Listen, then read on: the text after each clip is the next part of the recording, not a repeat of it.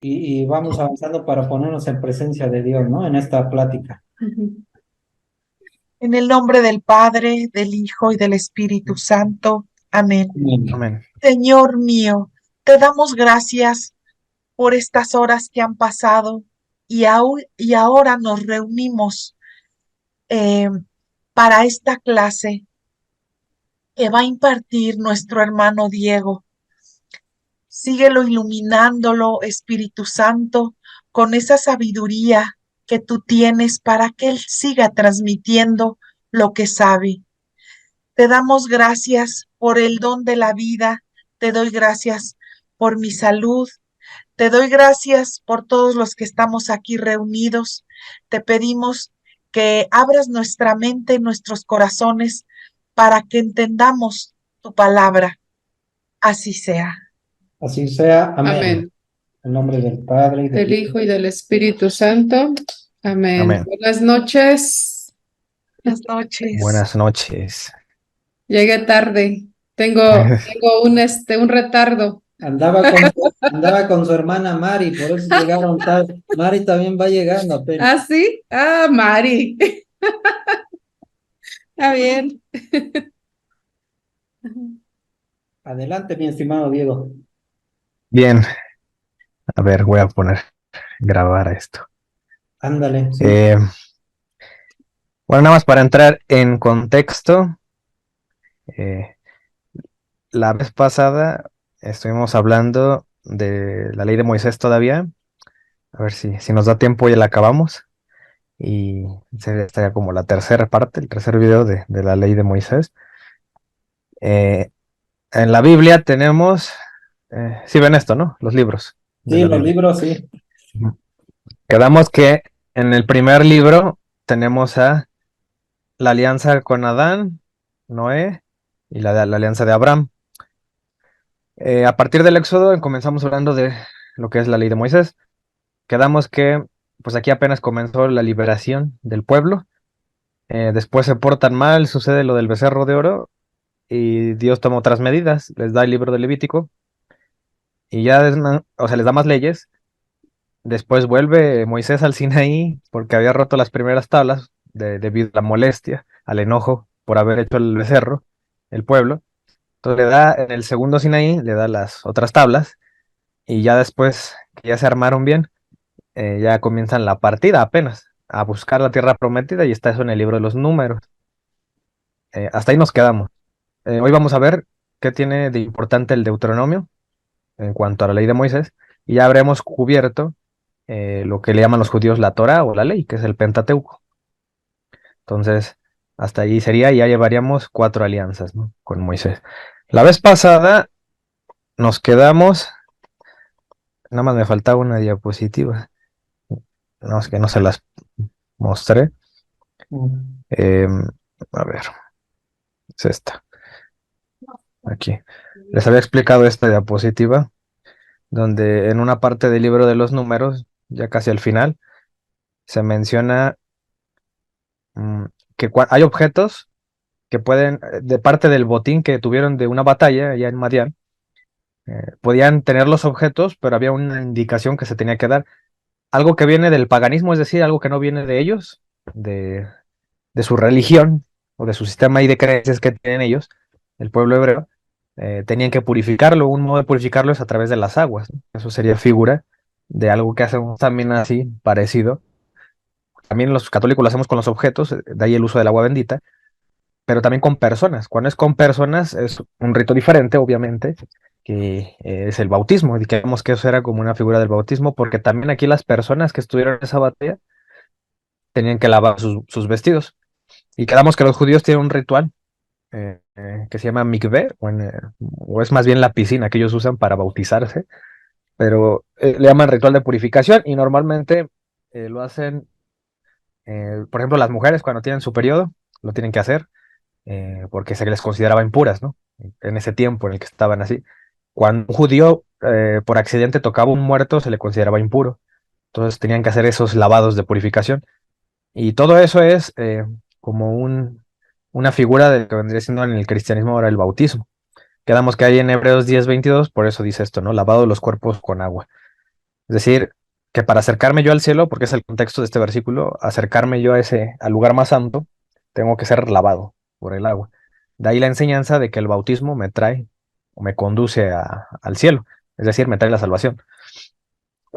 Aparte de esto, en esa misma batalla había un botín de oro y varias personas decidieron ofrendar a Dios el oro.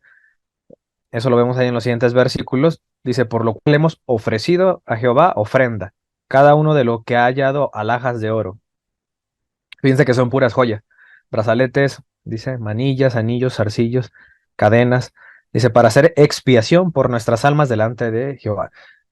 No sé si se acuerdan que, por ejemplo, cuando relatamos, ¿no?, el tema de Zaqueo, el día que les hablé de la confesión de pecados, él también restituye sus pecados, lo que hizo, lo que se portó mal, eh, con sus bienes, ¿no? Es lo que hace Zaqueo. ¿Y qué le dice Jesús? La salvación ha llegado a esta casa. Y lo menciono porque algunos protestantes dicen, no, es que con las indulgencias, por el tema de las indulgencias en el tiempo de Martín Lutero, y actualmente hay católicos que ofrendan bienes o riquezas para la iglesia y así ellos compran el perdón, o más bien venden el perdón de Dios los sacerdotes, ¿no? O sea, como que tienen un conflicto entre lo material y la expiación de pecados, como que sienten que estamos comprando la salvación. Eso no es correcto, porque en ese caso Zaqueo habrá sobornado a Jesús y Jesús aceptó el soborno, ¿no? Eso diríamos de Jesús. ¿Por qué? Porque aceptó algo material y le dio la salvación a Zaqueo. Lo mismo es aquí. Están ofrendando oro, pero es algo del corazón de ellos. Ofrendan oro a Dios y es recibido por Moisés. Dice aquí, recibió pues Moisés y el sacerdote Eleazar el oro de los jefes de millares y de centenas y lo trajeron al tabernáculo de reunión por memoria. ¿Se acuerdan lo que es un memorial, no? Por memoria de los hijos de Israel delante de Jehová. Eso es una ofrenda a Dios. No está mal ofrecer algo material. No significa que yo estoy comprando a Dios o estoy sobornando a Dios, no estoy negociando con él, no necesariamente de eso. Habrá gente que tal vez lo intente hacer, que no es correcto, ¿no? Como por ejemplo, este Simón, ¿no? Que diga, sí, Simón el mago, que les ofreció oro a los apóstoles para que les impusieran las manos y él tuviera ese poder, él quería comprar el poder de Dios.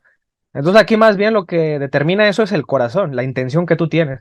Si tú lo tienes con intención de lucrar, de seguirte portando mal, en realidad no hay un arrepentimiento, haces penitencia, pero en realidad no hay un arrepentimiento, por lo tanto el sacramento no está bien hecho, porque acuérdense que debe haber arrepentimiento, confesión y penitencia, las tres cosas. Entonces, si no hay arrepentimiento, pero nada más hay pura penitencia, es decir, yo pago, pero no estoy arrepentido de lo que hice, pero pago por ese pecado, no es correcto el sacramento ahí.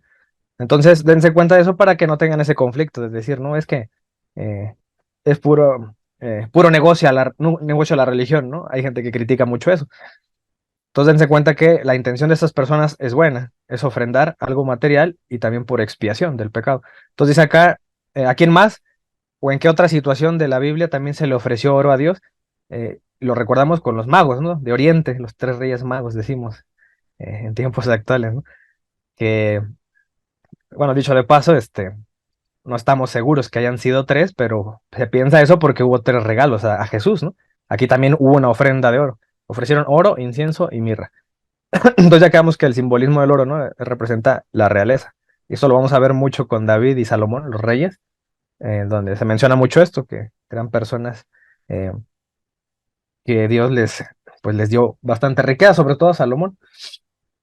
¿Hay algo que sea más importante que el oro? Porque uno podría pensar, dieron lo mejor de ellos, lo más valioso que es el oro.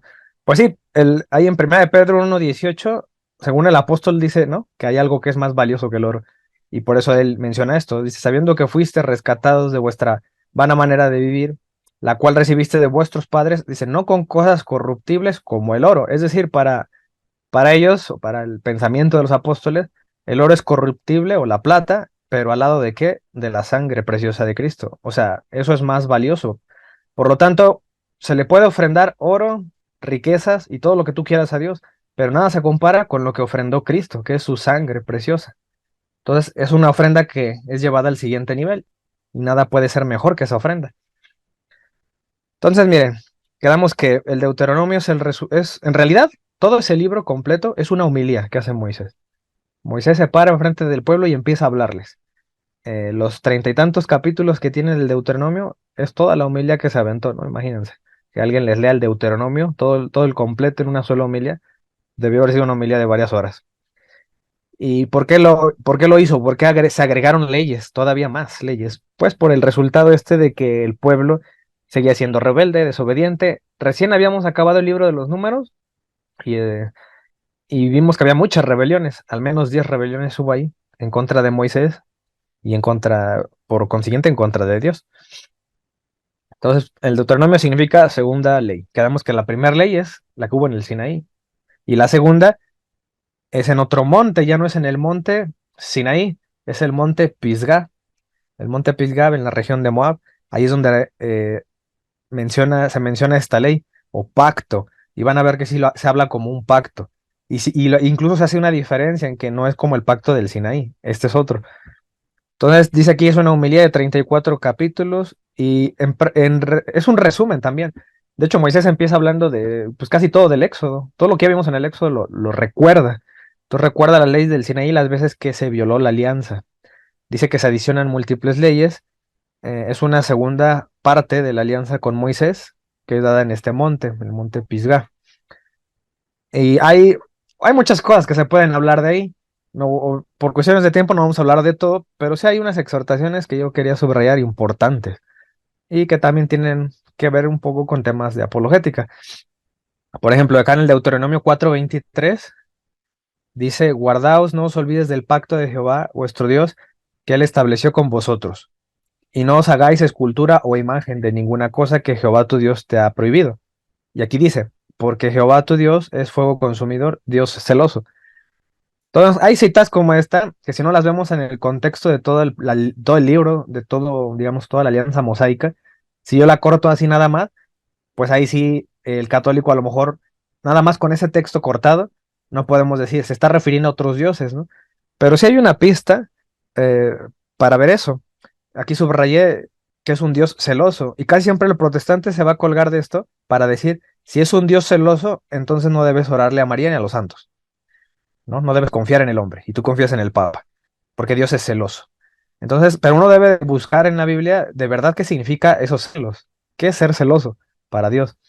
De verdad es no hablarle a ningún hombre, no confiar en nada, em, es decir, eh, ¿qué hacemos entonces con los hombres que envía Dios, con los profetas, ¿no? Pues hay que confiar en ellos. Entonces, no son celos de ese tipo. Entonces, como ya lo hemos mencionado, y una luz nos va a dar unos capítulos más adelante.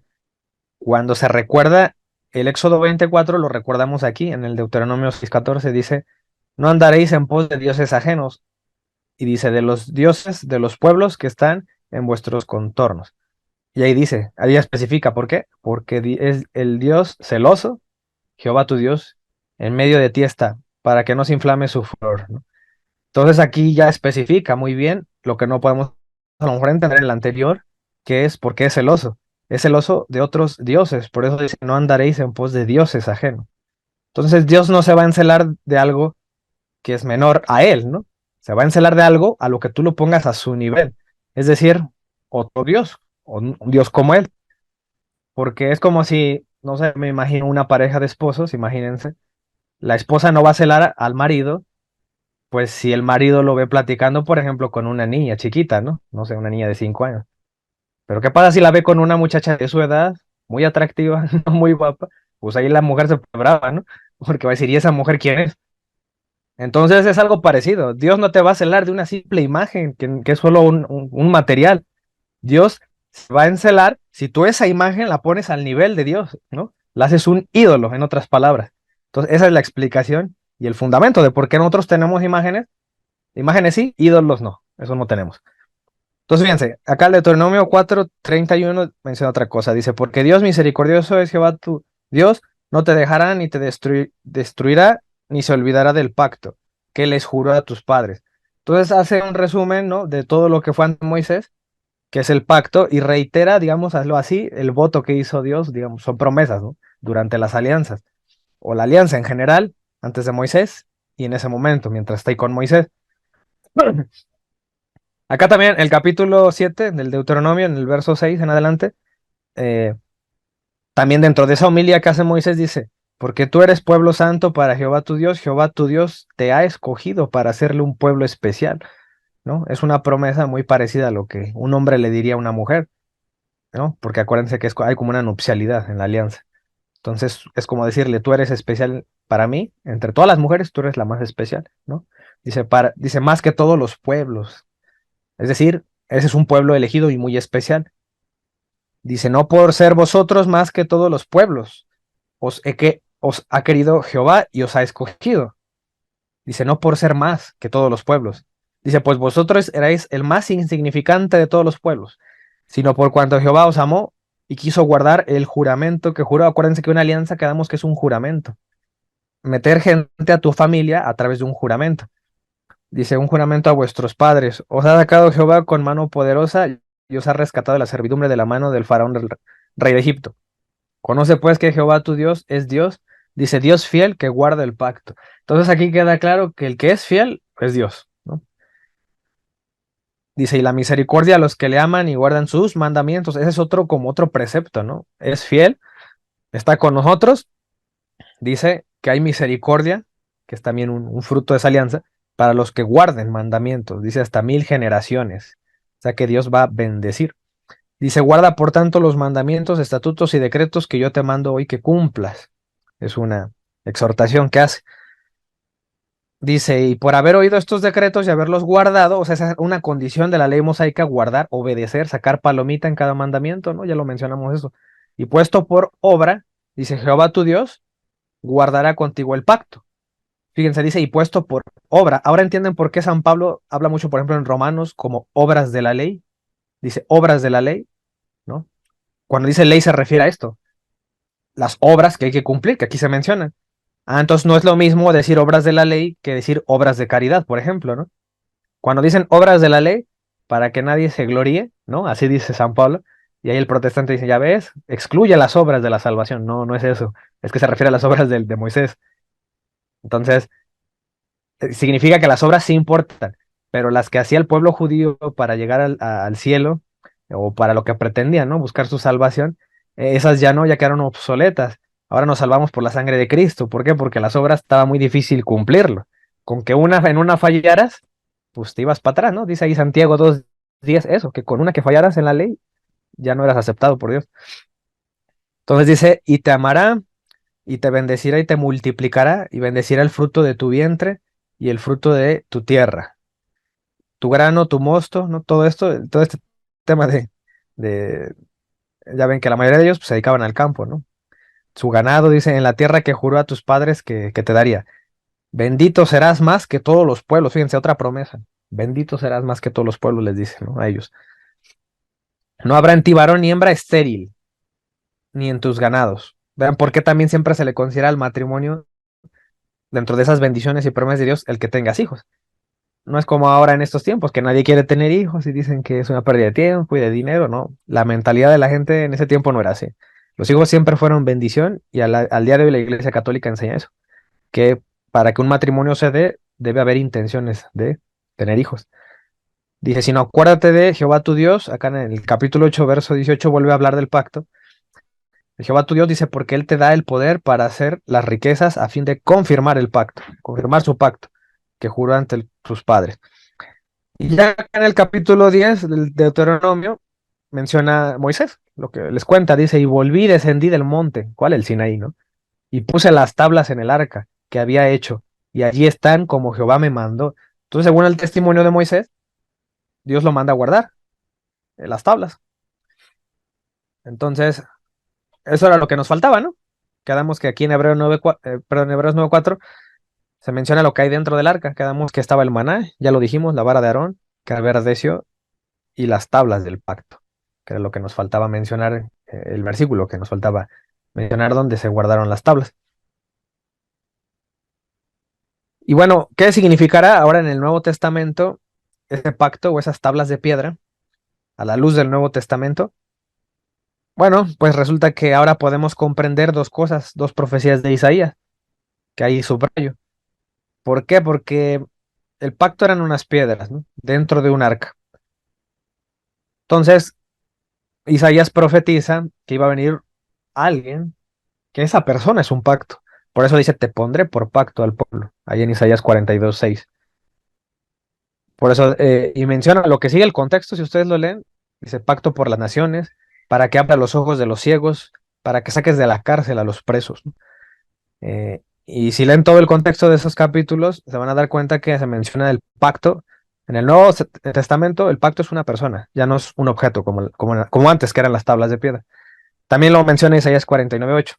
Dice, así dijo Jehová, en tiempo aceptable te oí y en el día de la salvación te ayudé y te guardaré y te daré por pacto al pueblo. Le está diciendo a alguien, ¿no? Te daré por pacto para que restaures la tierra. Entonces sabemos que esto se refiere al Mesías. Entonces Jesús pasa a hacer eso. Él es el pacto, Jesús. ¿Cómo lo sabemos que es Jesús? Se cumple en eso por la última cena. Cuando allá en Lucas 22:20 dice, de igual manera después dice, hubo cenado, tomó la copa, esta copa es el nuevo pacto en mi sangre, ¿no? Ese es el pacto, en mí, ¿no? Si Isaías dice, tú serás pacto, ¿quién? En mí, en mi sangre.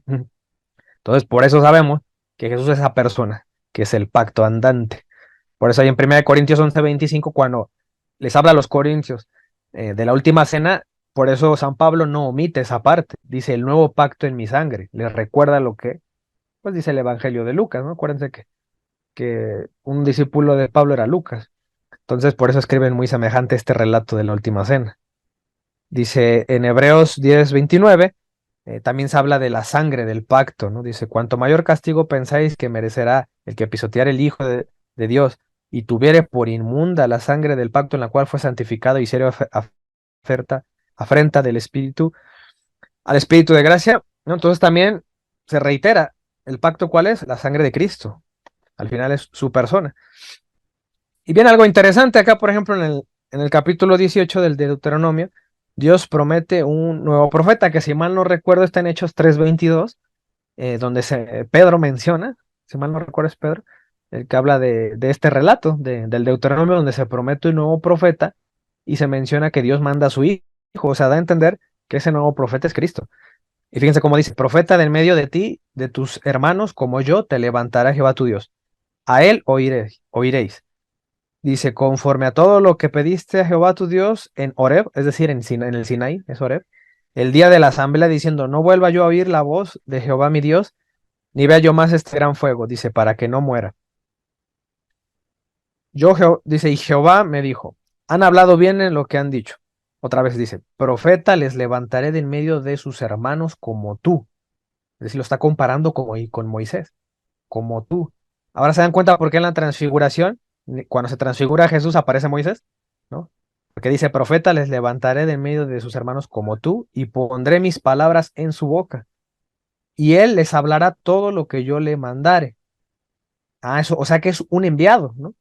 Es un enviado de parte del Padre, y todo lo que le mandare lo va a decir. Ese es Cristo, ¿no? Dice, más a cualquiera que no oyere mis palabras, que él hablará en mi nombre.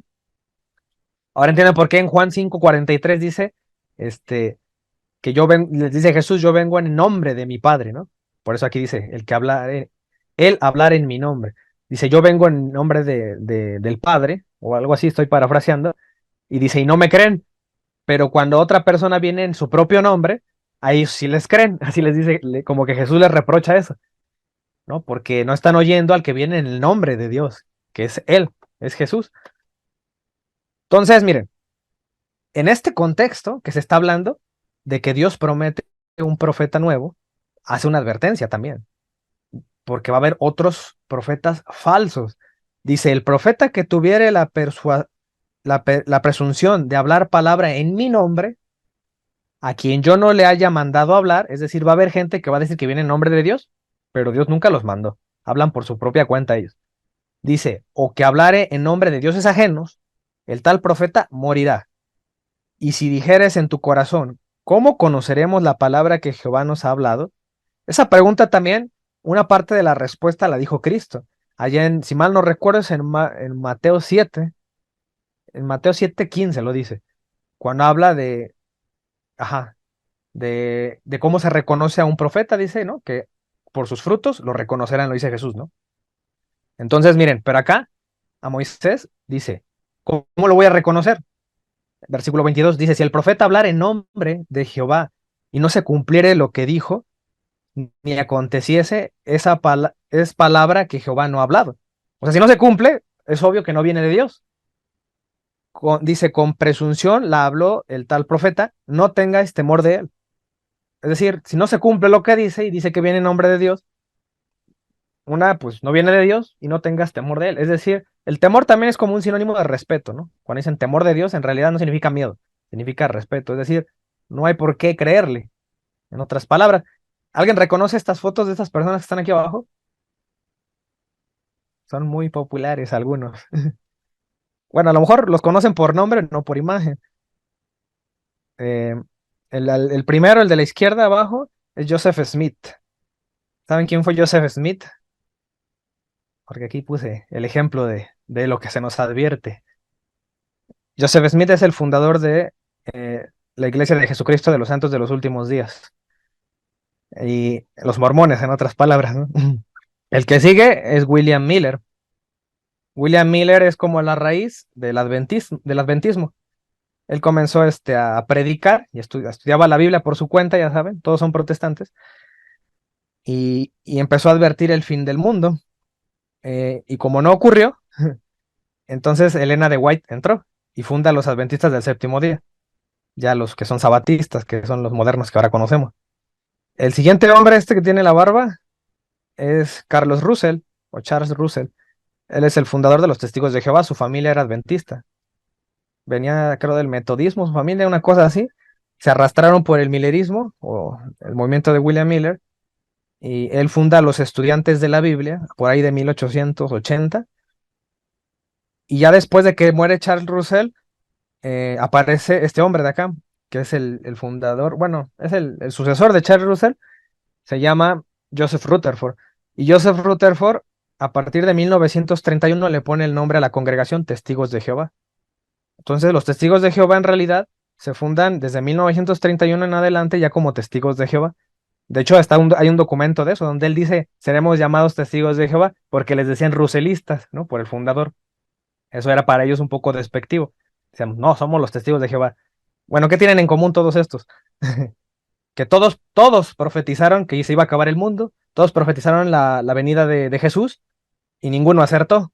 Entonces, si se nos advierte que esas personas no se les debe hacer caso, que no vienen de Dios y no se cumplen las profecías, entonces alguien me podría explicar cómo es posible que los mormones sean pues tan numerosos, los testigos de Jehová también y los adventistas todos juntos, ¿no? O sea, ¿por qué son sectas tan numerosas?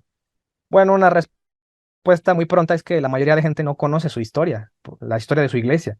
Si todos los adventistas, todos los testigos de Jehová, todos los mormones conocieran las raíces de su iglesia, se la pensarían dos veces antes de continuar ahí, ¿no? Porque ellos saben muy bien que hay falsos profetas. Entonces, si saben que se fundaron a raíz de profecías que nunca fueron cumplidas, pues bueno, yo dudaría de esa iglesia, dudaría de ese movimiento. ¿Qué garantías hay de que ahí está Dios? Si comenzó fundándose con un alarmismo de que ya se va a acabar el mundo, vénganse todos, ¿no? Y al final no ocurrió nada. Entonces, pues nada más quería mencionar esa parte. Dice acá, otras exhortaciones. Ahí en el capítulo 28, verso 15. Dice, pero acontecerá, si no oyeres la voz de Jehová tu Dios, para procurar cumplir todos sus mandamientos y sus estatutos, que yo te intimo hoy, que vendrán sobre ti todas estas maldiciones. Dice, y te alcanzarán. Entonces hay una advertencia de todas esas leyes que se le han dado a Moisés, que si no son cumplidos los estatutos va a haber maldiciones. Y hago un especial énfasis en esto, porque si alguien quiere preguntar algo, está bien. Ah, bueno, Bueno, yo tengo una pregunta. ¿Quién es ese falso profeta de los cristianos? Ajá, bueno, es que, ¿O está hecha mal mi pregunta? No, porque ajá, no, es sí, que ha habido más bien varios, hay varios son falsos varios, no es profetas. uno solo. Ajá, de hecho, sí, ajá. Sí, o sea, hay una advertencia en general de lo que sería un falso profeta, ¿no? Alguien que anuncia algo que según viene de parte de Dios y no se cumple. Entonces ahí entrarían en esa con muchas personas, ¿no? La mayoría de fundadores de sectas, casi siempre iniciaron así. Tuvieron el gancho, lo que enganchó a esa gente fue que anunciaban supuestas profecías, que iba a venir Cristo, asustan a la gente. En ese momento, pues a lo mejor hay mucha ignorancia, el acceso a la información es difícil, como para corroborar, la gente, se aprovechan de la fe de la gente. Entonces, llega la fecha y no ocurre nada. Entonces, pues, ahí es donde dice, aquí, o sea, encajan bien esas personas, ¿no? En esto. Y a la fecha sigue habiendo gente así. Por eso la Iglesia Claro. Católica jamás se va a atrever a decir, va a ser en tal fecha, ¿no? Porque hasta sabemos que el mismo Evangelio dice que, pues, Cristo menciona, ¿no? Que nadie lo sabe. Claro. Sí, sí, y eso está bien escrito aquí en la carta acordémonos en la carta de San Juan, primero de Juan 2:18 me parece. Ah, los menciona como anticristos. Ahí. Eso, Ajá. donde habla, y esas personas que son falsos profetas, aprenden mala doctrina y luego enseñan una doctrina diferente a la que se ha enseñado durante 2000 años. Entonces ahí San Juan los llama anticristos, ¿sí? Primero son apóstatas, porque apostataron de la fe primero, y ya después los llama anticristos porque vienen enseñando algo que Cristo no enseñó, ¿sí? Entonces esos serían, y cristianos, acordémonos que bueno, nosotros ya los denominamos cristianos, pero serían pues falsos cristianos, ¿no? Porque realmente los cristianos somos los católicos, ¿sí? Entonces serían hermanos separados, sí, son cristianos, sí, porque ellos aseguran seguir a Cristo, pero son nuestros hermanos, por lo tanto son hermanos separados. ¿Por qué? Porque se separaron de la iglesia, del tronco que dejó Jesucristo, ¿no?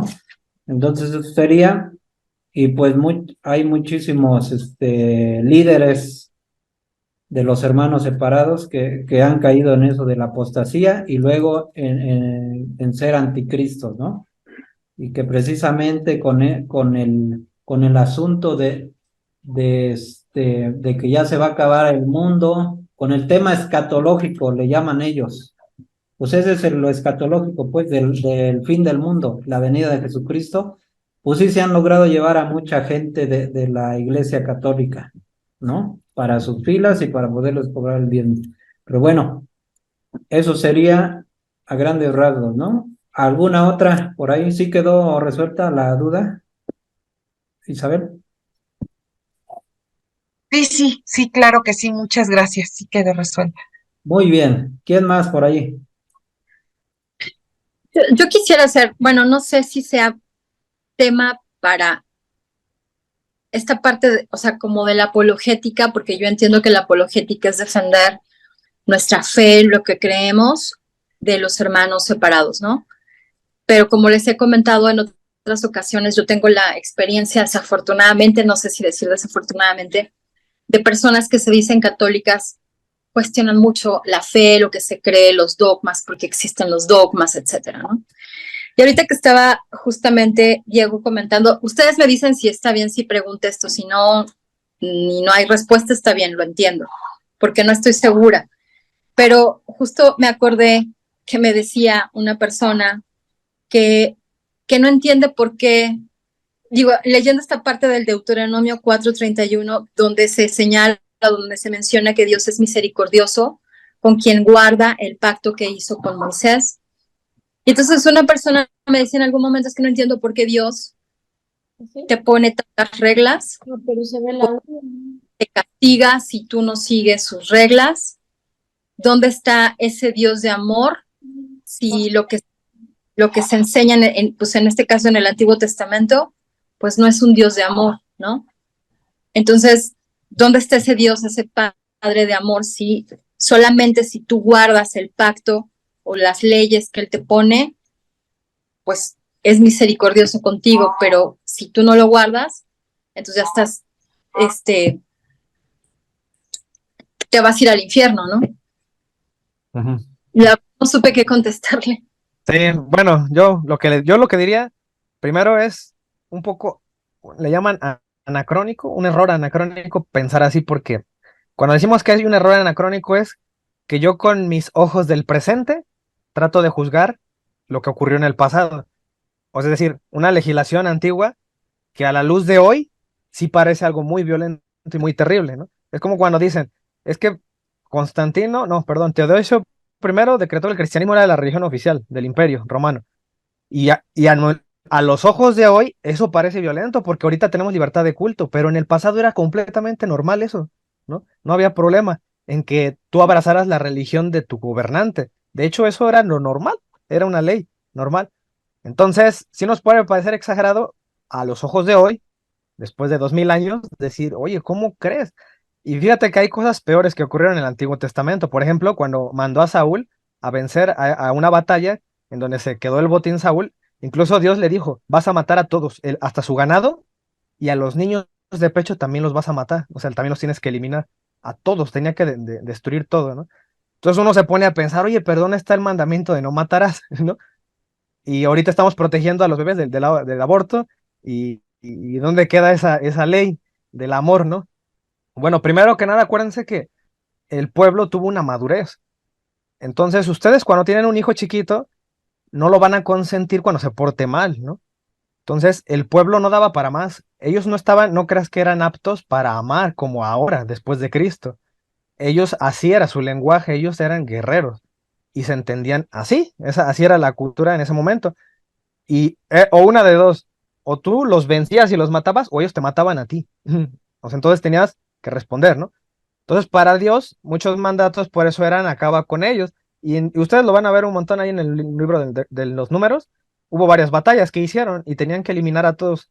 Incluso hay un mandato, ¿no? Que dice será cortado del pueblo. Por ejemplo, si no guardas el sábado. Y Dios dio el mandato de que una persona que violó el sábado ahí en el libro de los números lo eliminaran a piedras, ¿no? Entonces también ahí en el Deuteronomio 13, por ejemplo, tenían que matar a piedras a los que te jalaran a otros dioses. Entonces había eso y la legislación era diferente. No era como ahorita que dice Jesús, da la otra mejilla. Eso es algo muy nuevo para ese tiempo. Pero antes estaba la ley del talión, ojo por ojo, diente por diente. Entonces, dense cuenta cómo era la justicia antes. Entonces, para ellos no era como tan descabellado meterte a una guerra para abarcar territorios, por así decirlo, ¿no? Entonces, había un tipo de justicia en la ley del talión, pero Jesús hace esos cambios, ¿no? Es decir, Jesús los está llevando a otro nivel, a otra madurez el pueblo, porque el pueblo ya creció. Entonces, por eso dice en Gálatas, llegando a la plenitud de los tiempos, es decir, ellos todavía no vivían una plenitud, estaban, por así decirlo, en un modo salvaje, no daban para más ellos. Por eso el Deuteronomio agrega leyes que no eran el plan de Dios original, por ejemplo, la ley del divorcio. Entonces, no era permitido repudiar a la mujer, porque son una sola carne, por decir un ejemplo, ¿no? ¿Y qué les dice Jesús a los fariseos allá en Mateo 19? Les dice que esa ley se impuso por la dureza de su corazón, porque ustedes son duros de corazón, por eso se tuvo que agregar esa ley. Y hay muchas leyes en donde aparentemente no hay una violencia, pero también Dios quería dejar una enseñanza, ¿no? La enseñanza es de que detrás de cada pecado hay muerte. Entonces, si uno se pone a reflexionar, en la antigüedad te mataban a piedras por infringir la ley, ¿no? O si te metías con el pueblo judío, eras eliminado también por muerte. Ahora en este tiempo, los tiempos han cambiado. Uno podrá decir sí, porque ahora Jesús ya nos trajo la ley del amor, pero no es tan así, porque Jesús también dijo que la gente que pecara iba a estar en un lugar, ¿no? De donde iba a crujir y rechinar de dientes. Entonces uno también se pone a pensar, ¿no? Si Jesús también advierte que sigue habiendo una muerte, ¿no? El Apocalipsis habla de una segunda muerte, ¿no? Es decir, la condena. Entonces, uno se pone a pensar que en realidad esa muerte, esa legislación que llevaba a la muerte, según San Pablo, la ley de Moisés era una ley de muerte, en realidad, en estos tiempos, también es una ley que, bueno, la de Cristo, ¿no? Que también bajo la desobediencia también te lleva a una segunda muerte. O sea, en realidad lo que significa es que lo que tú veas en el Antiguo Testamento como algo muy violento, como que los agarraban a piedras, como que los mataban, en realidad eso era figura de lo que actualmente también conocemos que ocurre si tú pecas. Nada más que no te pasa ahorita mientras vives, pero sí en el lugar, en el infierno, ¿no? Pero sí es figura de lo que había de venir, ¿no? En ese sentido. Yo me pongo a pensar y digo, no sé si hubiera preferido que me maten a piedras, ¿no? Porque de algún modo ahí uno se purifica, se arrepiente, hasta aunque sea en el hecho de tu muerte, o a que no te pase nada y ya tengas una condena eterna después de muerto, ¿no? En el infierno. Entonces, sí había cierto, como dijera, bajo sus matices, ¿no? Porque tampoco puedo decir que era todo malo en la antigua alianza, ¿no? Porque en la nueva también hay advertencias de que si no obedeces las leyes, también te va mal. No nada más es en el antiguo pacto. Nada más. Ujú. Sí, sí, Diana. Ujú. Sí, muchas gracias. Sí, sí, sí, ya lo anoté aquí Sí. algunas Es importante. Muchas gracias. Sí, y es un tema bien controversial porque es algo parecido a cuando a San Agustín le dijo a alguien, le dijo algo así, San Agustín. Dice, para los que creen, tengo miles de citas bíblicas para demostrarte el amor de Dios para los que creen. Pero para los que no creen en Dios, no les tengo ninguna. Entonces esto también sabemos que es cosa de fe. Si estamos en una predisposición negativa en contra de Dios, en contra de la iglesia, nos hacen esas preguntas. A mí también me han hecho esa pregunta que tú mencionabas, Diana. ¿Cómo es posible que Dios, siendo tan bueno, sea tan contradictorio para que en el Antiguo Testamento haya sido tan malo? O por lo menos así lo percibimos. ¿Y sabes quién maneja mucho eso? Los canales de History Channel, los de National Geographic. Esos son los que son a televisión abierta, vamos a decirlo así, porque todos los jóvenes lo pueden ver. Y ya no es raro que no nada más los jóvenes, sino hasta los adultos. O sea, me refiero a gente mayor de 30 años también. Ya está bien metido en eso. ¿Y sabes a dónde los lleva todo eso? A la teoría de la conspiración. Es decir, esa teoría de la conspiración es tan dañina que se mete de lleno al ocultismo también, donde te dicen, es que la iglesia está ocultando esto. Y entonces se generan los canales de YouTube al por mayor, donde la gente va y visualiza mucho todos esos videos. ¿Y qué crees que pasa cuando visualizan todos esos videos? Ganan dinero. El que abrió ese canal gana muchísimo dinero, muchísimo, pero muchísimo dinero. Ya olvidémonos de las televisoras, de la gente que está bien establecida con programas de ese tipo de conspiraciones. La gente de a pie, así como nosotros, puede abrir un canal y si te pones a criticar al Papa, a criticar a la iglesia, a criticar al Antiguo Testamento, ¿por qué era así de Dios tan malo? ¿No? ¿Y por qué Cristo ya llegó y es bien bueno? Eso te tratan de decir.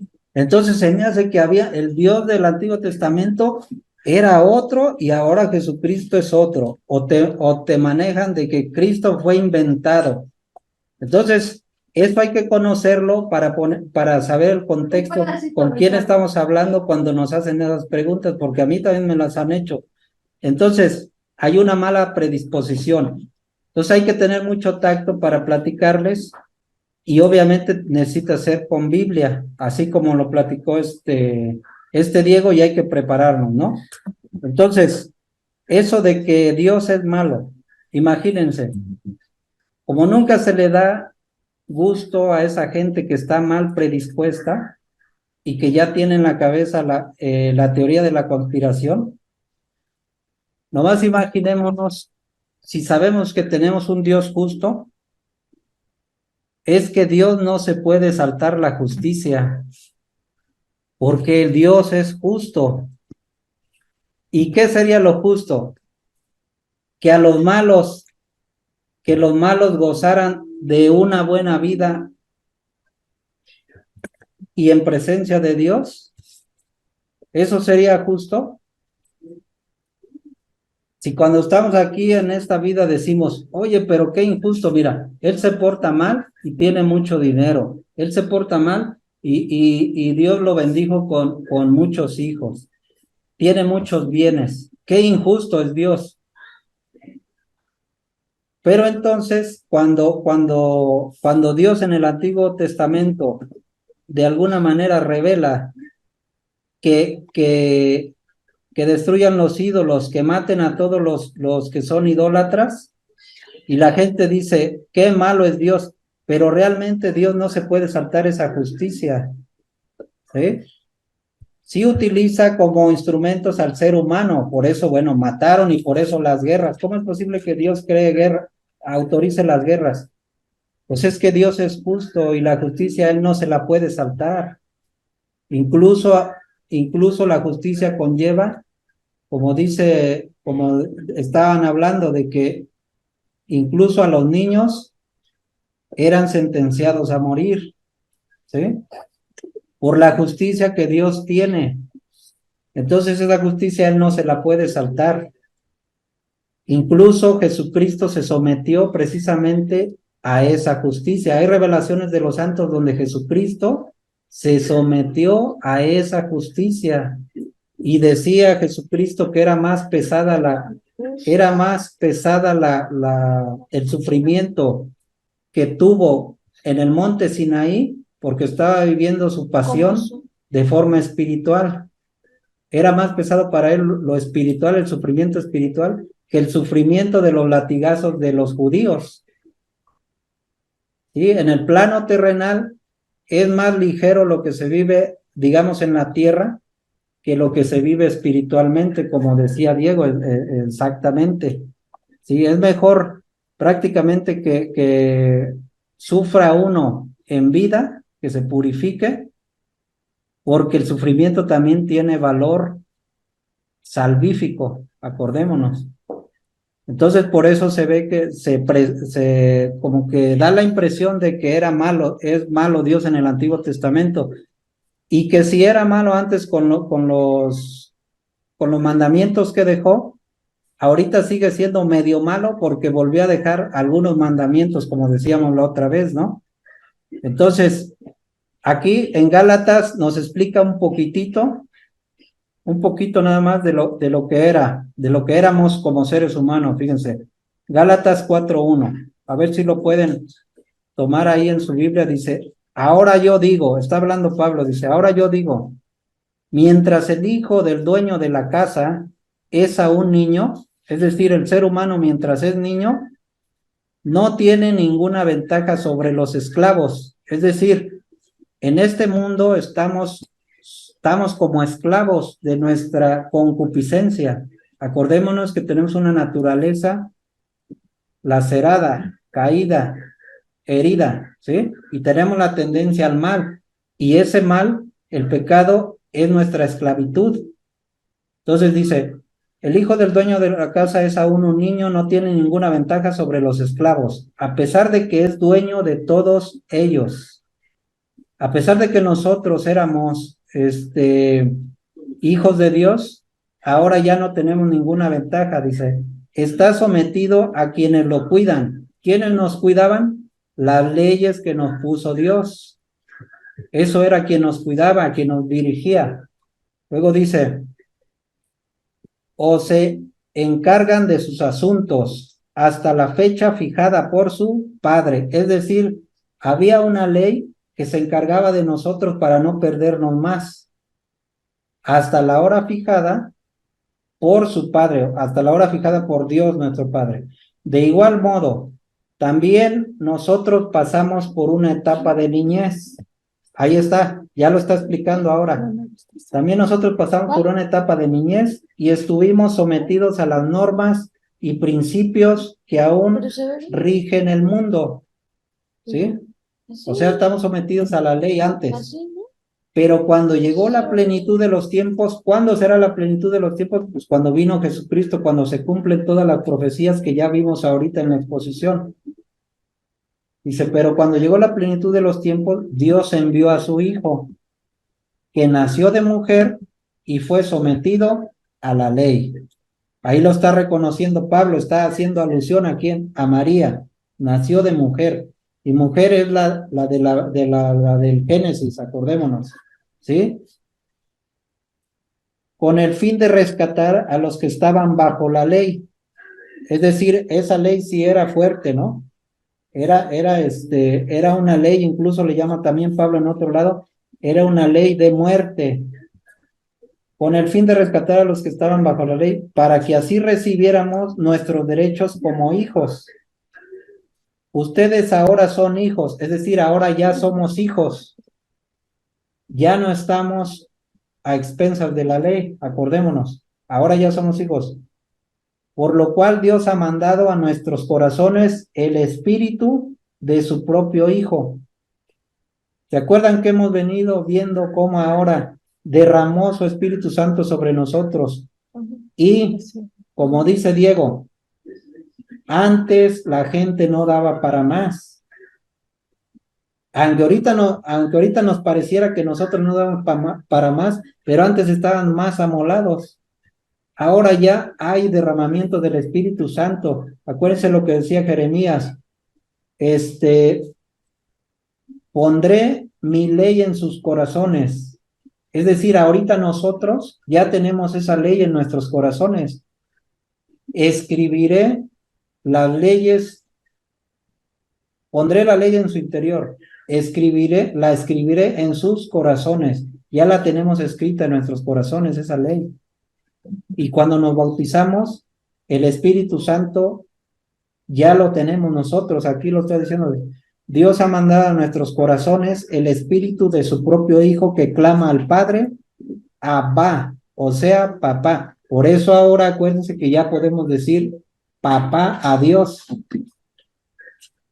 Al papá de Jesucristo ya lo podemos llamar Padre, porque ya mora en nosotros el Espíritu Santo. Antes nada más moraba en los profetas como Isaías, Jeremías, todos ellos los que conocemos. Y ahora ya el que se bautiza ya mora en él el Espíritu Santo, ¿sí? Por eso la importancia del bautismo a temprana edad. De modo que ya no eres, sigue diciendo, de modo que ya no eres esclavo, sino hijo, y siendo hijo, Dios te da la herencia. ¿Cuál es la herencia? Pues que ya tenemos acceso a la vida eterna. Lo que dice Juan 14:1. Dios tiene una morada en el cielo para cada uno de nosotros. Ahora, hay un detalle que habías mencionado, Diana, que bueno, pues entonces vamos a seguir, tenemos que seguir cumpliendo mandamientos, ya sean de Jesús o del Antiguo, pero de todos modos tenemos que cumplirlos, sí, pero acordémonos que ahora ya tenemos el sacramento de la reconciliación. Y si nos arrepentimos, antes no se salvaban, por ejemplo, por eso decía ¿cuál mencionaste? La de Santiago, Diego, 2:10. Ándale, 2:10, que decía, si fallas en uno de estos mandamientos, maldito para el infierno.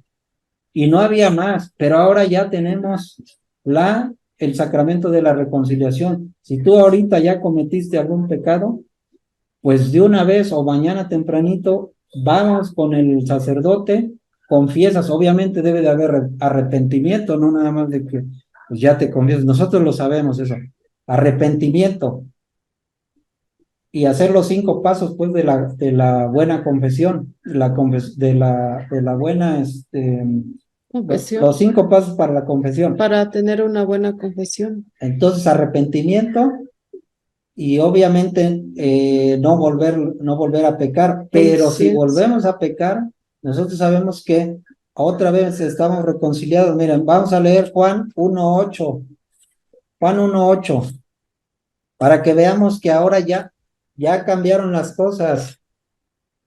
¿Cuál era? Primera de Juan 1:8, miren.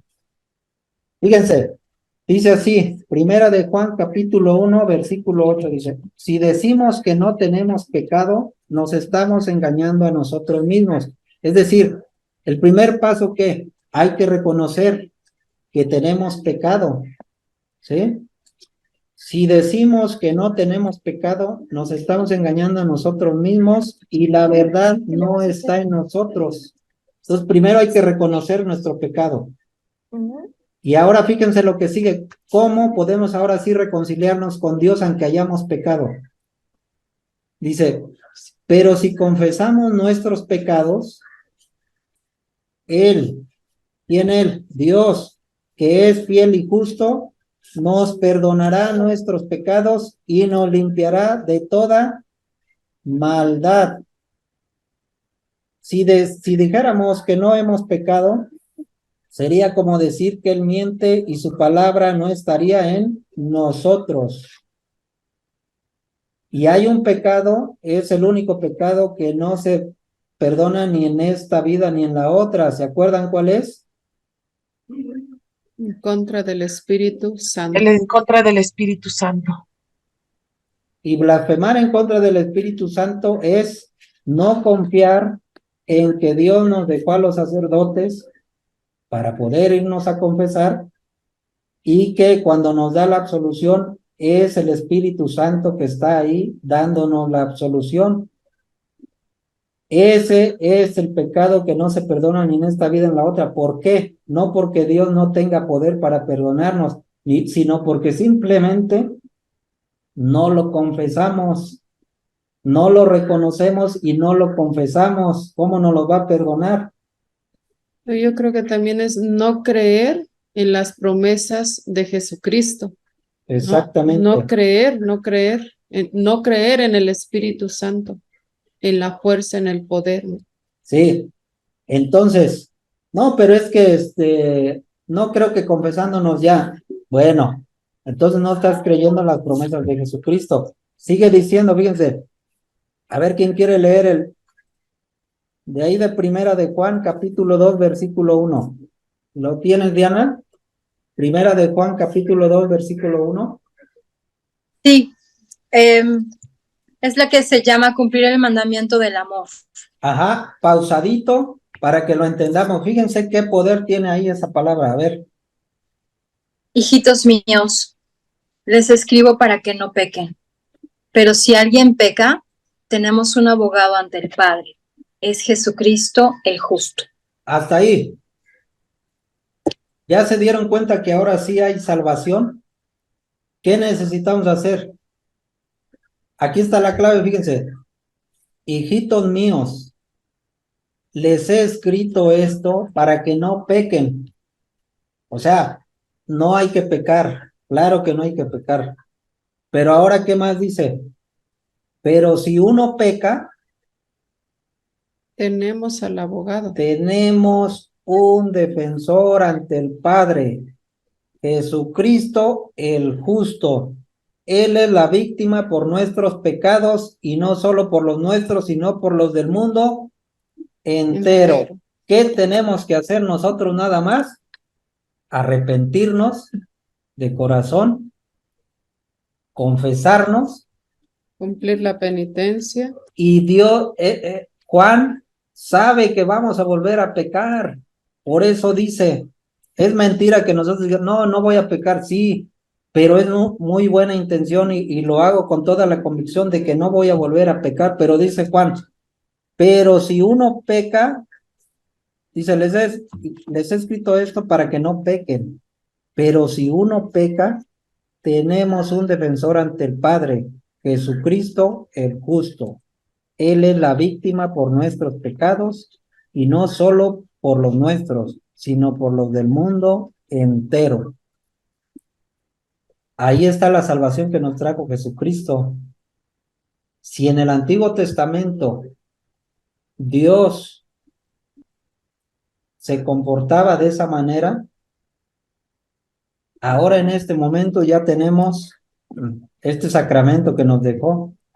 Acuérdense que en San Juan 20:19, a partir del 20:19, nos manda a los sacerdotes para que perdonen los pecados. Lo único que nosotros debemos de estar, bueno, pues estar en condición ahora sí de ir a confesar los pecados. Por eso hay que buscar a toda costa estar en la situación de podernos ir a confesar, porque lo que no confesemos es lo que no se nos va a perdonar porque no lo confesamos.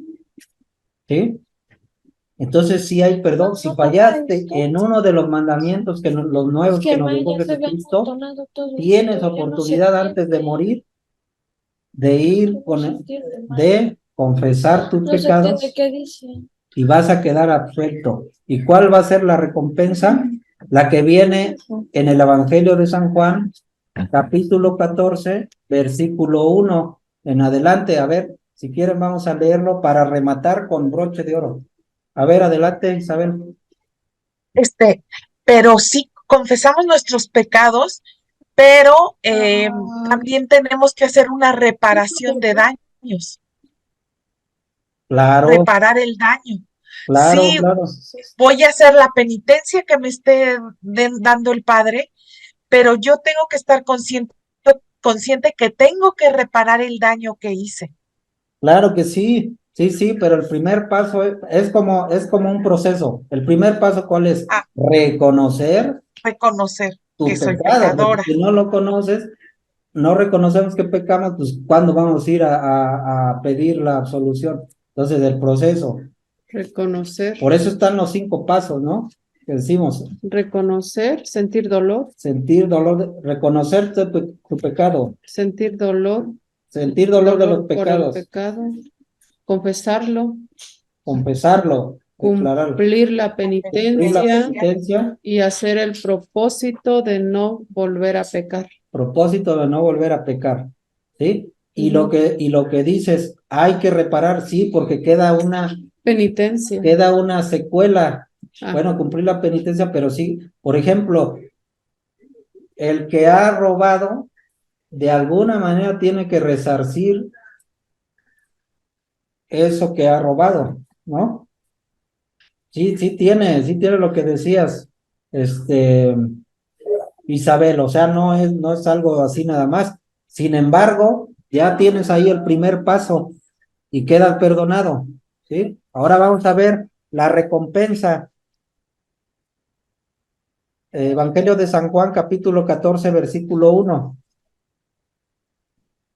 ya terminó, Dios. Y todavía, por si fuera poco, cuando hablamos del purgatorio, ahí habla también que el obrero pasará, las obras de la persona pasarán por el fuego para que se purifique todavía, ¿no? En Entonces, Hebreos 12:28, ¿no? algo así, en hebreo, El yo que no habla del sé, purgatorio. ajá, sí, pero a ver, vamos a leer si quieren esa, de Juan, ¿cuál les dije? Juan 14:1, a ver, ¿quién lo tiene? Yo lo tengo. A ver, adelante. Dice, no se turben, ustedes creen en Dios, crean también en mí. ¿Es ese? ¿Sí? Sí, Sí, adelante, sí, sigue. En la casa de mi padre hay muchas mansiones y voy allá a prepararles un lugar. Si no fuera así, se lo habría dicho. Pero si me voy a prepararles un lugar, es que volveré y los llevaré junto a mí para que donde yo estoy estén también ustedes. Ahí está. Tenemos una mansión con el Padre. Por eso Jesucristo la ha ido a preparar y va a volver por nosotros, ¿no? Y ahora sí hay que serse merecedores de ir con Él. Entonces, la herencia que nosotros queremos. Pero ya los mandamientos que nos trae Jesús precisamente son nuevos. Él cambió algunos. Y si cometemos algún pecado, tenemos abogado quien nos salva, ¿no? Ajá, eso es. Esa es la diferencia. Y luego la justicia que les decía, pues hay justicia, es que yo también eso a mí me lo preguntan, varias veces, pero bueno, hay que tener discernimiento también para ir comprendiendo todo eso, ¿no? Para interpretarlo de la mejor manera. Bueno, entonces, ¿qué? ¿Continuamos, Diego? Bueno, yo les mencionaba que estos versículos son importantes, los voy a retomar cuando veamos la alianza con David. Bueno, más bien en la parte ya precisamente con Salomón, cuando él tiene un hijo que se llama Roboam, que es como su sucesor. Entonces, eh, aquí se cumple todo esto que dijo en estos versículos aquí en el Deuteronomio, eh, lo que advirtió Moisés, si se Ajá, violaban las leyes. Dice sí, acá, se vendrán sobre ti todas estas maldiciones y te alcanzarán. Fíjense, dice acá en el 28:36, dice, Jehová te llevará a ti y al rey que hubieras puesto sobre ti, a nación que no conociste, ni tú ni tus padres, y allí servirás a dioses ajenos. Es decir, ¿qué me está advirtiendo? El exilio. ¿Se acuerdan que hubo un exilio? Es decir, los invadieron. En el caso de la casa del norte fueron los asirios y en el sur fueron los babilonios, ¿no? Dice, al palo y a la piedra, hijos e hijas engendrarás y no serán para ti porque irán en cautiverio. ¿Ya ven? Ahí viene tema del cautiverio. El extranjero que estará en medio de ti, dice, se elevará sobre ti muy alto y tú descenderás muy bajo. Es decir, era el pueblo consentido, pero aquí está advirtiendo que si se violan esas leyes, eh, pues pasarás a ser el peor pueblo, ¿no? Si ahorita eres el mejor, pasarás a caer en lo peor. Y acá en el Deuteronomio 30, dice, sucederá que cuando hubieran venido sobre ti todas estas cosas, dice, la bendición y la maldición que he puesto delante de ti, y te arrepintieres, dice, en medio de todas las naciones a donde te hubiera arrojado Jehová tu Dios, y te convirtieres a Jehová tu Dios y obedecieres su voz conforme a todo lo que yo te mando hoy, tú y tus hijos con todo tu corazón y con toda tu alma, entonces Jehová hará volver a los cautivos. Está de algún modo profetizando ahí Moisés, ¿no? O sea, puedes caer en esas maldiciones, pero hay un chance de arrepentirse y volver. Y si tendrá misericordia de ti, volverá a recogerte de entre todos los pueblos a donde te hubiera esparcido Jehová tu Dios, aun cuando tus desterrados estuvieran en las partes más lejanas que hay debajo del cielo. Dice, de allí te recogerá Jehová tu Dios, y de allá te tomará y te hará volver a Jehová tu Dios a la tierra que heredaron tus padres. O sea, esa tierra que tienen ahorita la podían perder si violan los mandatos, pero la pueden recuperar. Es lo que está advirtiendo, justamente eso es lo que pasó en la historia. Y aquí está el versículo donde les mencionaba acerca de que verdaderamente todo esto lo está haciendo Moisés en un monte, el monte Pisgah en Moab. Eso está en Deuteronomio 29, del 1 al 9. Dice, estas son las palabras del pacto que Jehová mandó a Moisés que celebrase con los hijos de Israel en la tierra de Moab. Además, fíjense, este es un pacto, ¿no? Dijo, además del pacto que concertó con ellos en Horeb, es decir, en el Sinaí. Estamos hablando de dos pactos con Moisés. Este en Pisgah y el otro en el Sinaí. Entonces también quedó como un libro escrito, el Deuteronomio o segunda ley. Dice, guardaréis pues las palabras de este pacto y las pondréis por obra, para que prosperéis en todo lo que hiciereis. Entonces cargó al pueblo de más leyes. Acá en el verso 9 dice, para que entres en el pacto de Jehová tu Dios y en su juramento, que Jehová tu Dios concierta hoy contigo, para confirmarte hoy como su pueblo y para que Él te sea a ti por Dios. Acuérdense que siempre está como esa nupcialidad, ¿no? Siempre la enfatizan los pactos. Tú serás mi pueblo, yo seré tu Dios, ¿no? O aquí lo dice así. Dice, de la manera que Él te ha dicho, y como lo juró a tus padres Abraham, Isaac y Jacob, no mete la alianza anterior, es decir, forma parte también de ese pacto, ¿no? Moisés, o es una continuidad Moisés.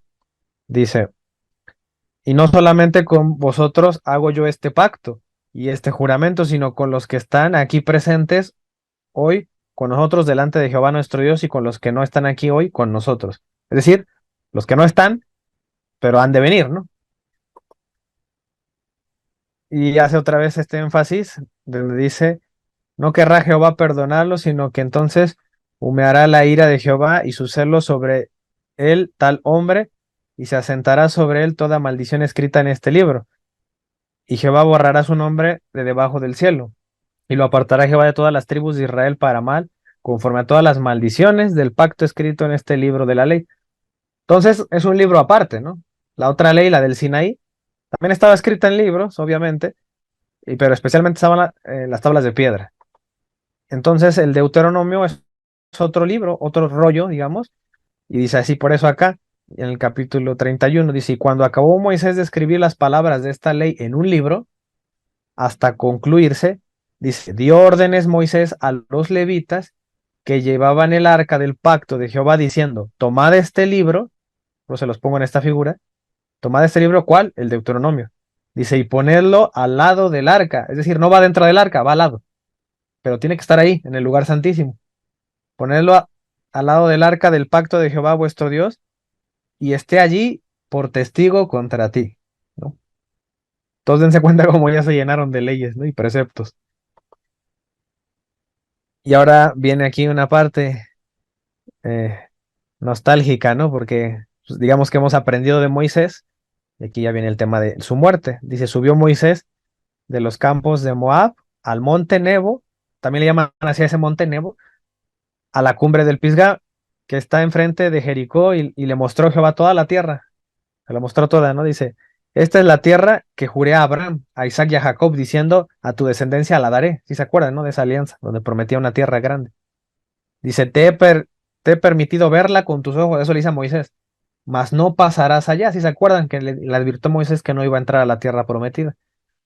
Por un tema de desconfianza que tuvo, una duda que tuvo ahí cuando tenía que golpear la roca y salir agua allá en el libro de los números. Dice, y murió allí Moisés, siervo de Jehová en la tierra de Moab, conforme al dicho de Jehová. Y lo enterró en el valle, en la tierra de Moab, enfrente de Bet Peor. Y ninguno conoce el lugar de su sepultura hasta hoy. Eso hasta hoy no sabemos dónde está el cuerpo de Moisés. Algunos piensan mm, que fue asunto al cielo, ¿no? Algo parecido a lo que pasó con María. Eh, pero pues bueno, la escritura hasta aquí nos comenta esto.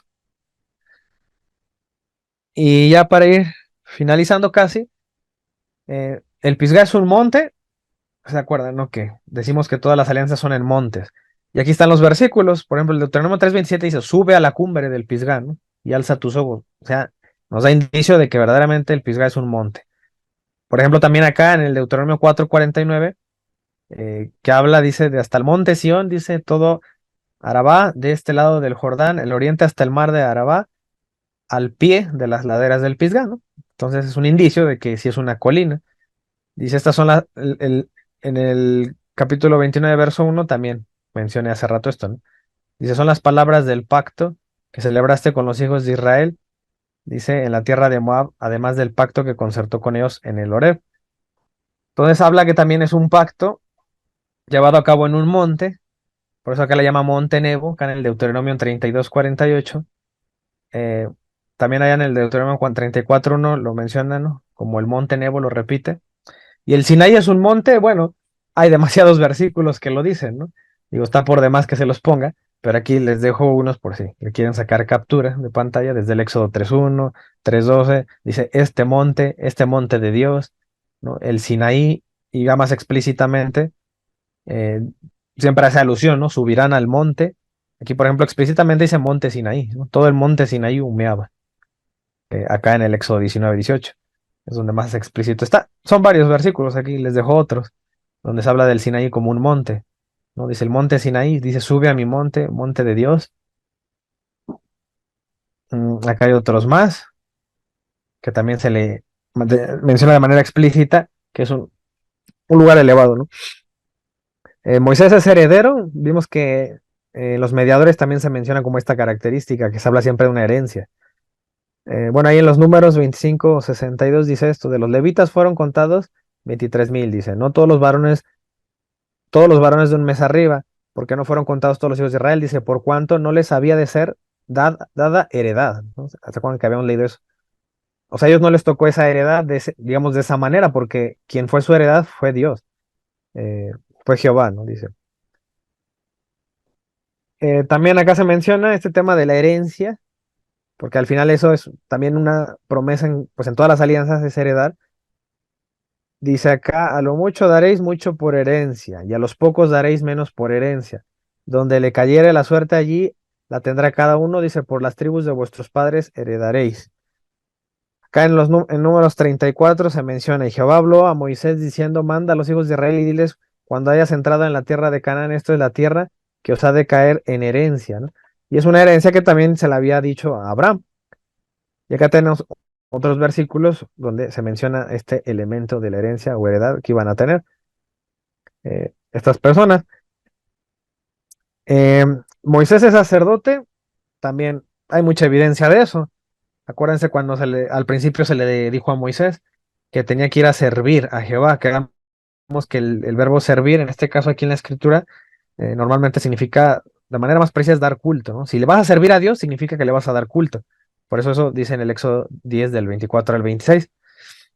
Allá en el Éxodo 12, dice, no, cuando llamó a Moisés y a Aarón, dice, les dijo, salid en medio de mi pueblo vosotros y los hijos de Israel e id a servir a Jehová, como habéis dicho. Para eso los iba a liberar. Acuérdense que el Éxodo fue para que pudieran servirle a Dios.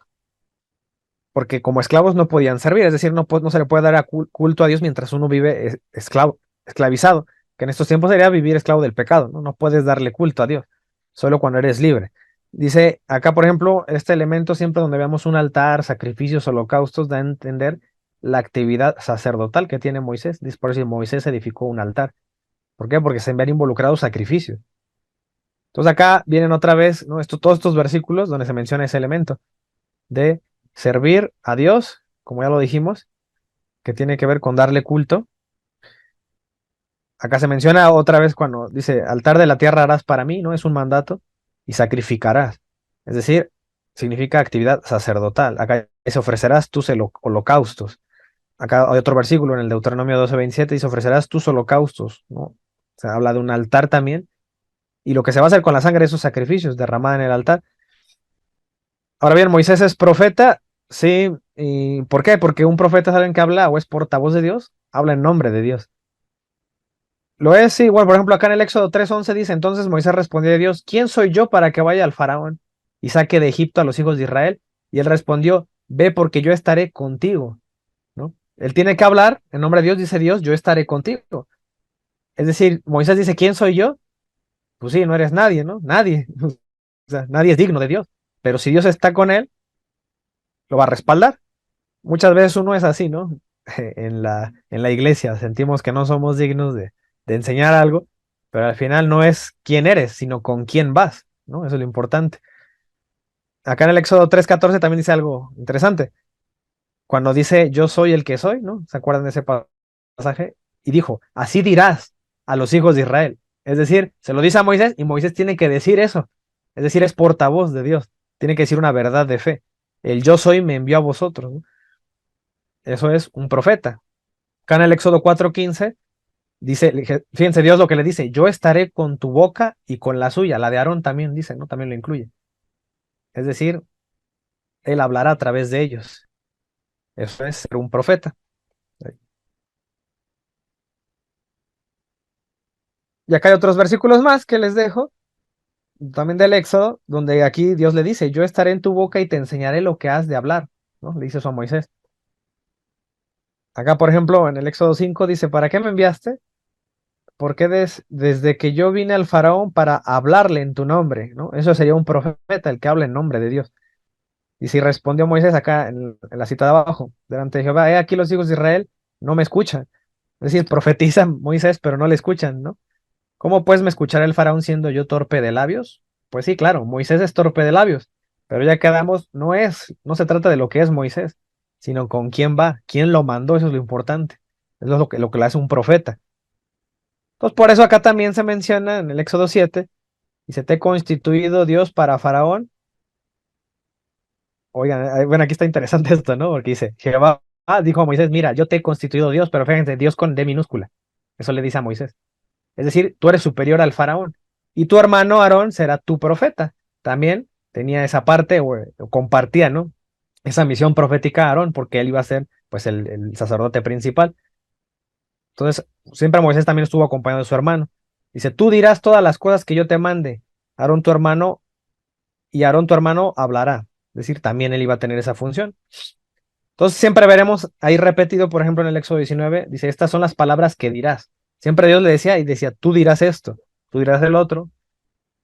Dice, y nunca más se levantó profeta en Israel como Moisés. Es lo que dice el último capítulo del Deuteronomio. Y aquí ya le menciona explícitamente como profeta. Por eso, Moisés es un referente muy importante para el pueblo judío como el profeta principal o referente del antiguo pacto, ¿no? De manera general. Entonces ya hemos visto cómo hemos rastreado la simiente desde el Génesis hasta ahorita, ¿no? En las alianzas. Y hemos visto que en el Génesis, pues, se había mencionado con Adán y Eva que esa simiente suya, dice, te herirá en la cabeza, ¿no? Se lo advierta la serpiente. Allá con Abraham le dicen, tus simientes serán benditas todas las naciones. Allá con Moisés dice, ¿no? Perdón, Pablo explica, ¿no? Que esa simiente de Abraham, que esta cita también ya la hemos visto varias veces, aquí explica qué es esa simiente. Dice, y a tu simiente a la cual es Cristo, acá dice, ¿no? El versículo 16. Esto pues digo, el pacto previamente ratificado por Dios con Cristo. Acá en Gálatas 3:19 se menciona la ley de Moisés. ¿Para qué sirve la ley? Dice, ¿no? Fue añadida a causa de las transgresiones hasta que viene la simiente, a quien fue hecha la promesa. Entonces menciona ahí una simiente también, hasta que viniera Cristo, ¿no? Es lo que significa. Y con esto concluiríamos toda la alianza mosaica. Y aquí ya empezaría la alianza con David, que la vamos a dejar pues para la otra clase. Y sería todo. Perfecto, Diego. Pues muy buena la enseñanza, la presentación. Yo ya, bueno, ahí lo tenemos grabado y hay varias citas por ahí que yo ni las había visto, mano, pero ya con esto ya tengo. Fíjate esta que dice, también aquí dice la de Éxodo 7:1. Fíjense lo que dice Éxodo 7:1. Yahvé dijo a Moisés, mira lo que hago. Vas a ser como un Dios para Faraón, y Aarón tu hermano será tu profeta. Exactamente, le está diciendo que vas a ser como un Dios para Faraón. Ya sabemos que un Dios, pues, con D chiquita, ¿no? Pero para Sí. Faraón vas a ser como un Dios, fíjate, ahí está. Esa me sorprendió y sí, ya la tengo aquí también dice eso, en Hay la otra, ajá, latinoamericana. hay otra muy buena. No sé si recuerden cuando Moisés, o lo han leído, está con su suegro Jetro. Y Moisés está sentado, y Jetro le dice, ¿qué hace? Y le dice, es que cuando el pueblo quiere acudir a Dios, viene a mí, ¿no? Entonces, digo, hago un énfasis en eso. Así lo dice con esas palabras Moisés, le dice eso a su suegro. Quien quiere venir a Dios, viene a mí. Entonces ahí es muy claro que él está siendo mediador y que no está muy loco cuando un católico acude a un sacerdote o un representante de Cristo, porque también si yo quiero ir a Dios, tengo que ir hacia el sacerdote o hacia la iglesia donde hay hombres. ¿A ejemplo de quién? De que desde que Moisés también dice eso, y Moisés también es un ser humano, que se equivoca, él mismo dice, soy torpe de labios. Eso puede decir el Papa, puede decir un obispo, pero al final son ministros de Dios que hay que respetar. Y si yo quiero ir a Dios, debo de ir a la iglesia, ¿no? Es una buena enseñanza. Así es.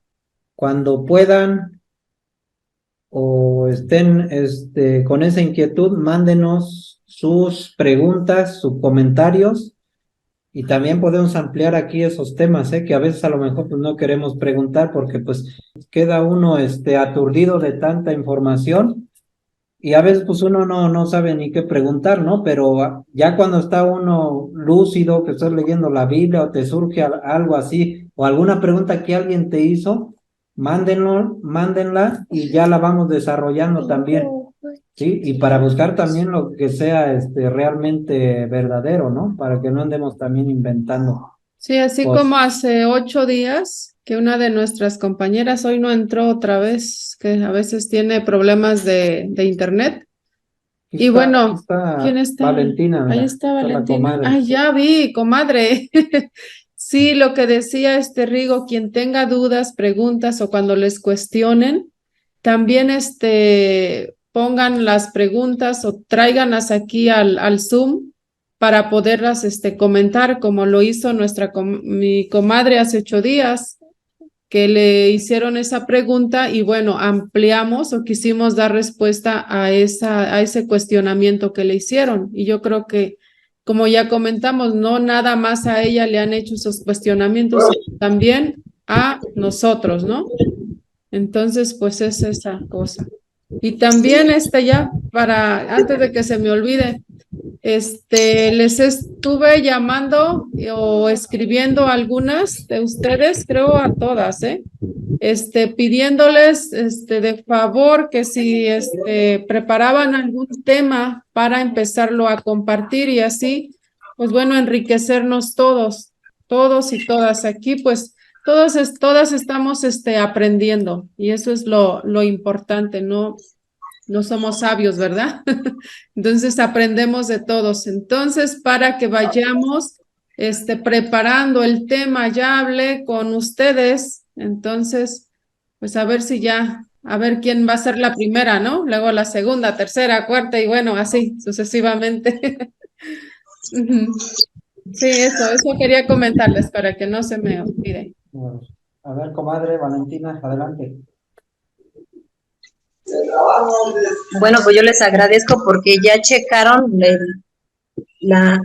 como grabaron ustedes el tema, mi hermana no se había conectado Ajá. y dice que ya lo checó, que gracias, que todo bien. Nada más eso me dijo. Pero haz de cuenta que sí me cuestionó, pero en sí no le dio como tanto lugar a las cosas cuando ya se le resolvió. Pero me imagino que la duda pues ya ¿Se le ya se... aclaró? Ujú. Ah, qué Sí, bueno. Qué bueno, y también invítela, comadre, a ver si puede entrar para que sabemos que hay muchas dudas. Yo les digo que a mí me movieron el tapete muchas veces esos protestantes y sobre todo también los que les comentaba, los de la nueva, ¿cuáles le Era dije? la Los de nueva la nueva era y los de la gnósticos. Ah, conspiración.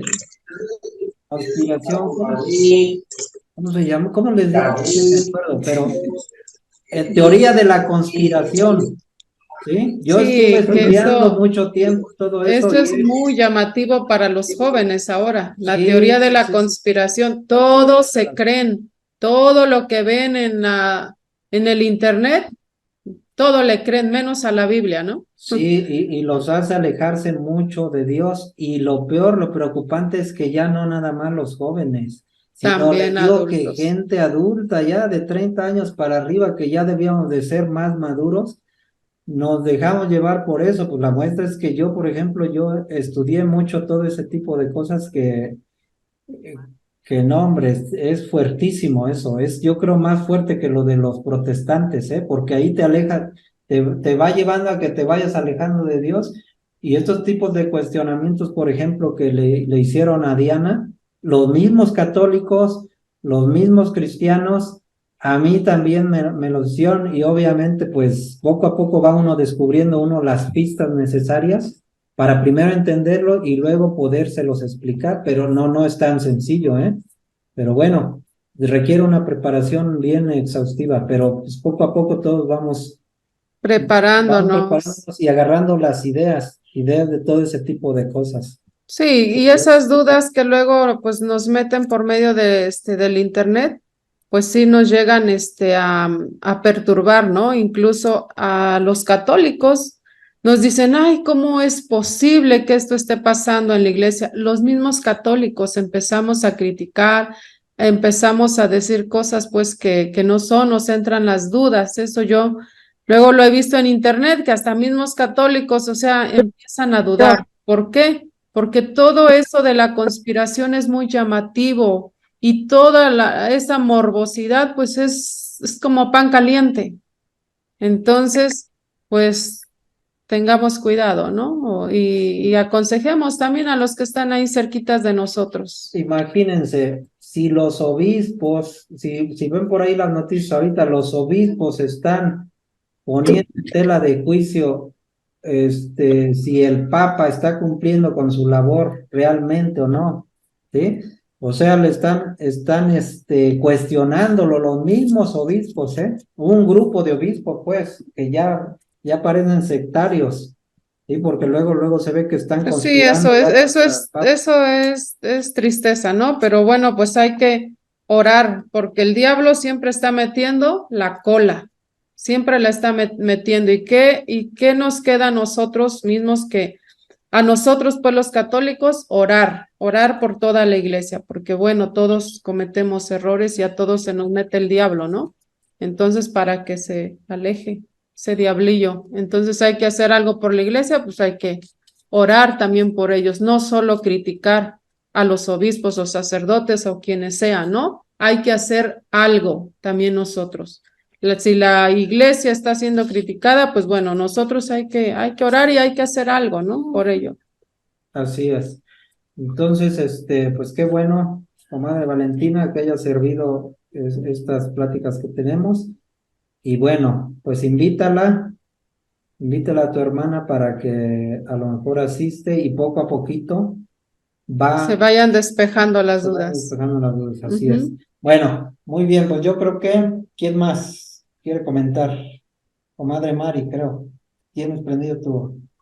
Comentar acerca de esa conspiración está muy fuerte, muy fea, porque a mi hijo me lo han trastornado y me dice, no, es que es un científico, no, es que es una persona demasiado preparada y que Exactamente. es muy fuerte. Él lee mucho eso de conspiración contra el gobierno y contra la iglesia y me dice que él y me dice, bueno, ya les voy a formular algo de lo que él piensa y dice, porque es demasiada información que él tiene con esas redes sociales. Bastante, se dedica a eso, nada más.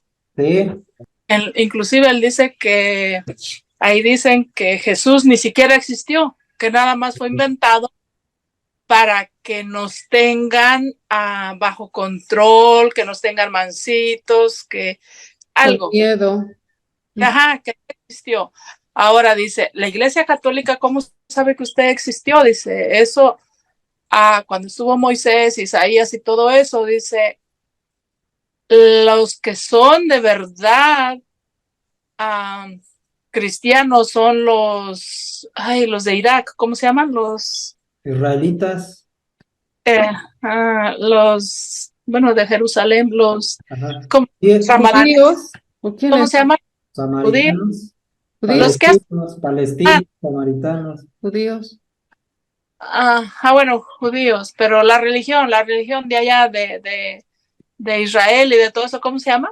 Judíos, Israel, No, la religión que de allá. fariseos, Bueno, musulmanes. musulmanes. musulmanes, Ajá. porque tiene amigos musulmanes que son de allá y ellos le dicen cuánta cosa, entonces le digo, es que no está mal lo que ellos te dicen, está mal lo que tú miras en la internet, porque de alguna forma pues ellos también creen en Dios, pero no creen que Jesús es Dios, los de allá. ¿Cómo dije que se llama la religión? Musulmanes. Musulmanes. Musulmanes. Dicen que Jesús solamente fue un profeta, solamente, no creen que es un Dios. Ajá. Y que María, pues bueno, fue cualquier mujer y listo. Así es, y creo que ellos sí aceptan a María, como madre, bueno, sí, como madre de Jesucristo, ¿no? Sí, saben que es mamá de Jesús, pero hasta allí nada más. No la aceptan, pues. Incluso la respetan más que los mismos protestantes, pero acuérdense que cada uno de ellos, cada secta, algo le hace falta de la verdadera revelación de Dios. Entonces, Siempre va a estar mocha. entonces esa teoría de la conspiración, exactamente, yo estudié mucho tiempo eso, comadre, y lo único diferente que yo le puedo decir es que yo todo lo rebotaba con la Biblia. O sea, veía yo cosas allá y digo, a ver en la Biblia qué dice. Entonces me iba yo a la escritura. Compaginando, ¿no? O sea, no me iba yo de boca sobre aquello, ¿no? Pero sí es poderosísimo, muy poderoso que hace mal, pues, eso de la conspiración. Entonces, yo alcancé a mirarlo desde fuerita, pero el que se mete, haz de cuenta que se mete a un túnel oscuro y no encuentra para dónde ir.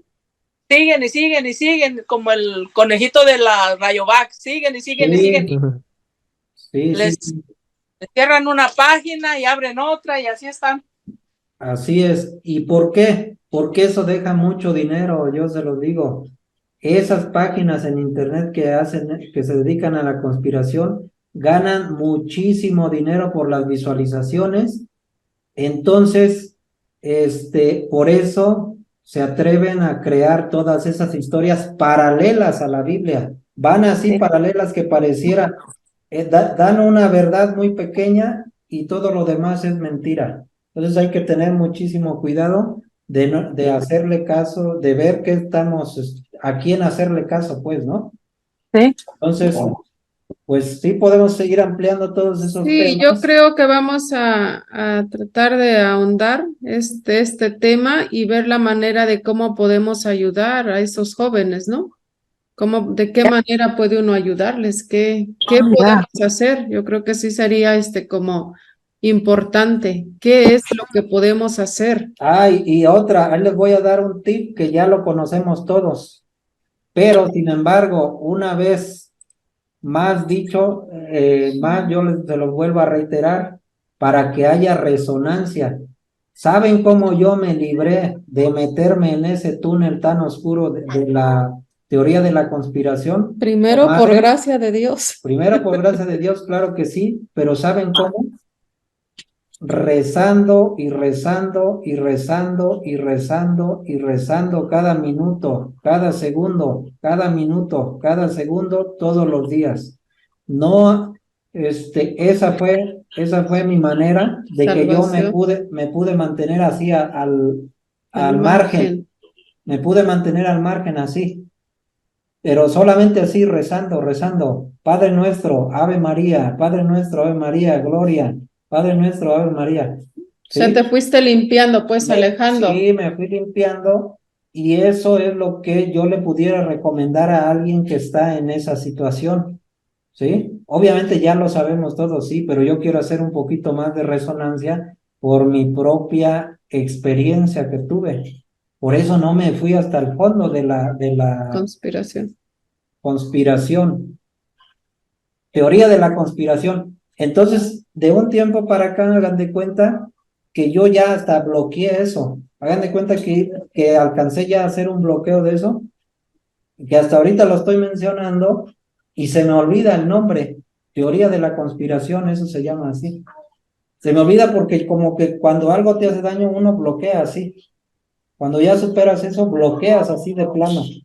¿Sí? Entonces ya ni me quiero asomar para ese tipo de No, cosas porque porque yo es sé tentación y es te va llevando porque saboreas y quieres seguir saboreando. Es una tentación y que te va llevando, te va esclavizando y te va metiendo a ese túnel difícil de salir. ¿Por qué? Porque te va gustando y gustando y gustando. Y el diablo, ahí sigue y ahí sigue. es mucho conocimiento, Ujú. sí es mucho conocimiento, importante, sí. Aquí el único detalle, pero bien importante, es de que es conocimiento importante, pero para mal, ¿sí? Para hacernos mal. Es conocimiento, pues, ahora sí que de espíritu maligno. Dañino. Dañino para el espíritu. Entonces, y el yoga más o menos lleva Tendencia. es una parte de ese tipo de teorías, ¿no? Por eso no es cristiano eso del yoga. Entonces, bueno, pues si ya no hay más que alguien quiera comentar, Diego, adelante, Diego. No, nada más. Bueno, para la otra semana no voy a estar, voy a salir. Desde el domingo voy a salir fuera del estado y Ah, regreso hasta el viernes.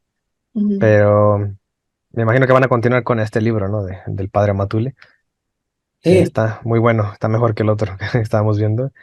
Y, ándale, sí. Que creo, hay una nueva edición, ya vi que salió una nueva edición después de esa, que se ve interesante.